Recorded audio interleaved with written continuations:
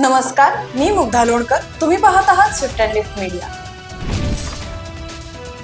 दिवसेंदिवस वाढत जाणाऱ्या महागाईमुळे सर्वसामान्यांचे कंबरडे मोडलेले असताना आरबीआय एमपीसीच्या निर्णयामुळे सामान्य जनतेला दिलासा मिळाला आहे. या व्हिडिओमध्ये आपण नक्की हा निर्णय कोणता आहे ते जाणून घेऊ.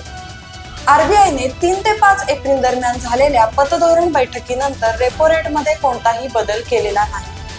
एमपीसी कमिटीच्या 6 पैकी 5 सदस्यांनी पॉलिसी रेटमध्ये बदल न करण्यास सहमती दर्शवली आहे.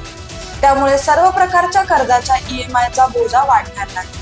परिणामी सर्वसामान्यांच्यासाठी ही एक खुशखबर आहे. एमपीसीच्या निर्णयाची माहिती देत असताना आरबीआयचे गव्हर्नर शशिकांत दास यांनी महागाईला हत्तीची उपमा दिली आहे. शशिकांत दास यांचे महागाईचा हत्ती आता जंगलात फिरायला गेला आहे हे वक्तव्य चांगलंच चर्चेत आहे.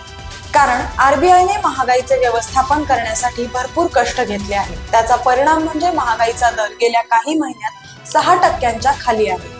पुढे माहिती देत असताना शशिकांत दास असेही म्हणाले की हत्ती जंगलात परतला आहे, म्हणजेच महागाई कमी झाली आहे आणि ही स्थिती अशीच राहिली पाहिजे. तसेच अन्नधान्याच्या महागाई दरात सतत चढ उतार होऊ शकतात असे मत त्यांनी व्यक्त केले. आरबीआयच्या आकड्यांनुसार डिसेंबर 2023 मध्ये किरकोळ महागाई दर 4 महिन्यांच्या उच्चांकावर होती. जानेवारीमध्ये हाच दर 5.10% होता. आता दर 5.09 वर घसरला आहे. शशिकांत दास यांनी 2025च्या फायनान्शियल इयरच्या जीडीपी वाढीच्या अंदाजात कोणताही बदल होणार नाही असे जाहीर केले आहे. चालू फायनान्शियल इयर मध्ये जीडीपी 60% राहील अशी शक्यता आहे. आरबीआय देशातील महागाई नियंत्रित करण्यासाठी रेपो रेट मध्ये बदल करते. ज्या वेळी महागाई जास्त होते त्यावेळी रेपो रेट वाढवला जातो.